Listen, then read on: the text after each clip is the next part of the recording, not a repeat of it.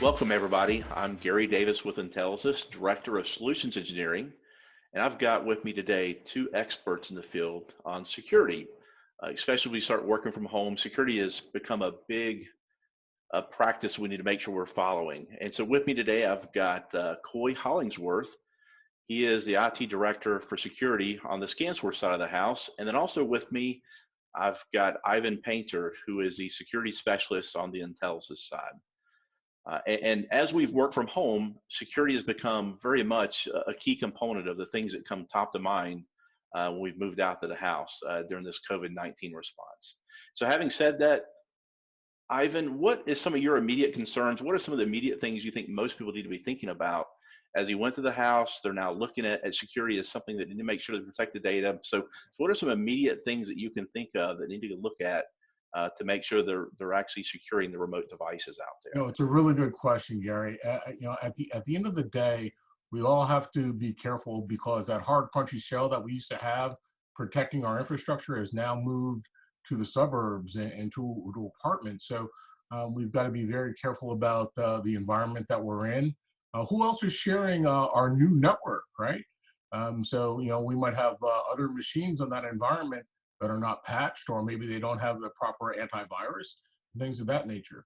But if we look at our business workers, we want to make sure that they are following along correctly, using good solid VPN tools, and as well as when the collaboration tools that they're using, that those are also password protected. And Coy, I'm going to switch over to you. I mean, you're kind of living this. You are a corporate end user. You're in the IT staff here at ScanSource. I mean, what are some immediate concerns that got raised from your perspective as soon as you found on a Friday afternoon that, hey, the entire workforce is working from home and now you got to secure those endpoints, right? So what are some immediate things that came to your mind in real life as an IT specialist here? Well, that's a good question. In general, we have allowed work from home at least 1 or 2 days a week. We have business travelers. So we've had an infrastructure in place that's been able to handle that. So it's similar concerns that we've had before, but it's now at a much larger scale. So the biggest concern that we have is new people that haven't necessarily worked from home, having to deal with that type of technology experience.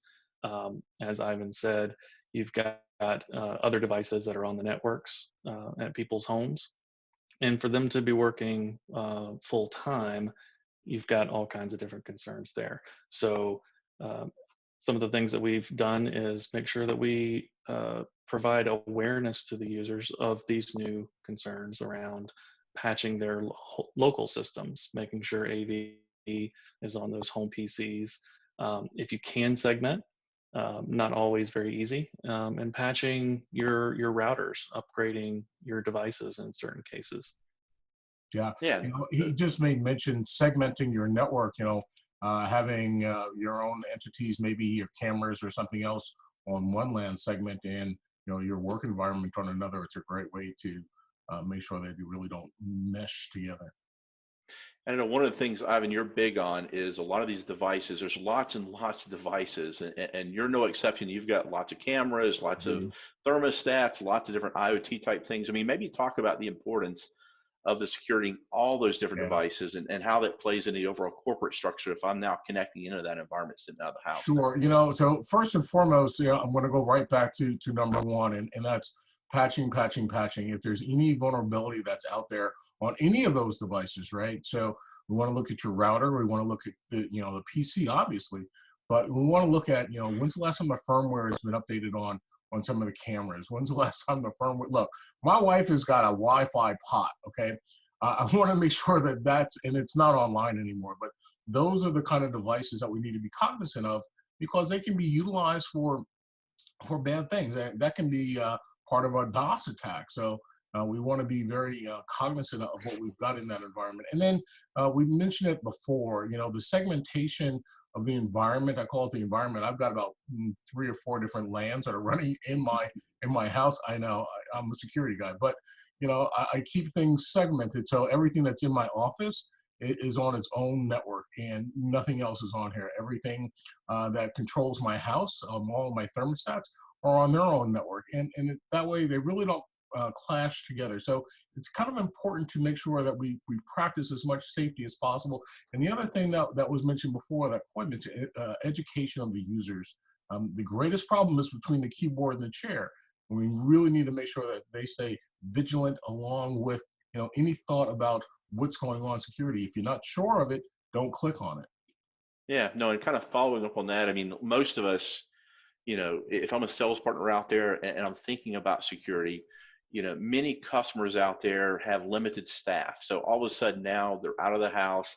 How the heck did they deal with that? So maybe talk about the necessary evil of making sure you've got some sort of managed service provider or managed security type provider that can go back and check and monitor and manage what's all taking place, Yeah. even for those users out of the house. So maybe talk about the significance of why that's important a little bit. So often, people will say to me, well, if to manage security provider, how are they going to look at my equipment at home? Well, they're not really going to look at your equipment at home, but we have the capability of having an EDR, an endpoint detection and response application on a laptop or a desktop. And we're able to see what that environment or what that system is doing. So above and beyond malware, we can see if it's exfiltrating data. If you have a lot of information that's leaving that one device and going someplace where it shouldn't, or just leaving that device in general, or maybe somebody is using that device for something else, a managed service would be able to identify that above and beyond what the user is doing, because quite often the user may not be looking at logs or even that type of activity. So that's why managed services is very important during these times. Yeah, so kind of jumping back to Coy, don't want to leave you out here in this great discussion we're having with Ivan and others. But let's kind of talk just a minute. There's lots and lots of attack vectors, from anything from ransomwares, people attacking, clicking on things and emails, things of that nature. And you talked a little bit about education and making sure users are aware of what they should and shouldn't do. Talk about the importance of that a little bit, if you wouldn't mind, Coy. Yeah, certainly. I mean, you have your protections in place. Hopefully, you've got a good email filter. One of the number one targets right now, trying to target that end user, regardless of where you are. But with the advance of Office 365 and G Suite and things like that, where you can get to those systems no matter where you are, VPN or not, you got to worry about identity as well. So things like having MFA. And some sort of EDR, as Ivan mentioned, an endpoint solution in place. You need something along those lines. And when it comes to the technology that you've chosen to help manage that, it needs to be something that's always on. So these SaaS providers are becoming much more prevalent from a cloud managed solution. But going back to the end user, just doing, email blasts, little flyers that show your top tips of what to do, what not to do, what to look out for, and don't just include, email.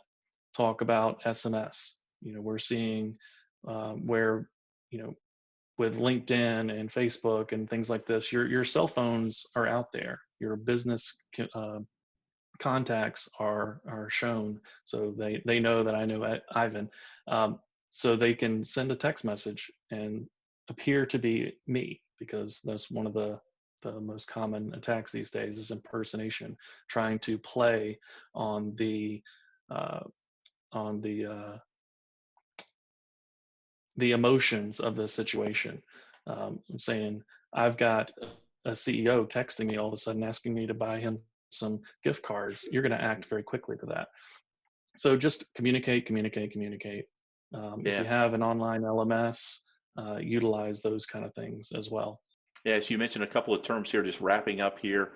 You mentioned MFA, multi-factor authentication, making sure you are who you say you are. You mentioned that and associated with identity management, making sure, again, you know who's coming into your systems, whether it's sitting in a house like this, whether that's sitting in a corporate environment, in an office space, someplace like that. So I think all those are great points, making sure users are educated enough to know what they should click on and maybe what they shouldn't, who to go to if they see suspicious activity within the network and so on and so forth. So with that, I want to wrap up really quickly. I want to thank everybody for being here. I also want to especially thank our panelists today. I want to thank Kui as well as Ivan, both great folks here who can help and assist you during times of need as well. So as a sales partner, if you have needs, you want to look at remote working from home, you want to look at security, definitely check out, scansource.com/go-remote. Learn more details about these types of solutions, as well as Intelisys.com/go-remote. Great resources for you out there. And as always, check out your business development managers, your account executives on the ScanSource side. If you have additional questions, get with your channel managers on the Intelisys side, and they can certainly point you in the right direction as well. With that, signing off here today. Happy selling, everybody. Thanks.